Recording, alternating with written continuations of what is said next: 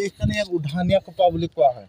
দ্বিতীয়তে এই ঘৰটো কি দি বনোৱা হৈছে সেইটো জানিব লাগে। এইবিলাক দেখিছেনে শামুকৰ বাকলি, এইবিলাক দেখিছেনে? তাৰমানে ইয়াত মাটিমাহ, গুড়, মেথি, বেল সেইবিলাক সকলোবিলাক সানি বনাইছে বুলি ভাবি আছে আপোনালোকে। সানি নহয়, গেলাই থৈ এই ষ্টাইল চেলটো দি পেলাই এইটো কৰা হৈছে। সেইকাৰণে 1000 বছৰলৈকে সক্ষম হয়। এখেতৰ পুৰণি কোঠাটো চামগা আৰু সুৰংগটো য'ত হেৰাই তললৈ সেইটো চামগা। মণিপুৰী আছিলে মণিপুৰী আছিল। মণিপুৰত যেতিয়া হেৰি হৈছিল, মানসকলে আক্ৰমণ কৰিছিল, ইয়াৰ পৰা এডাল সৈন্য পঠাই দিছিল। শুনি লওক ইয়াৰ পৰা এডাল সৈন্য পঠাই দিছিল। সৈন্য পঠিয়াই দিয়া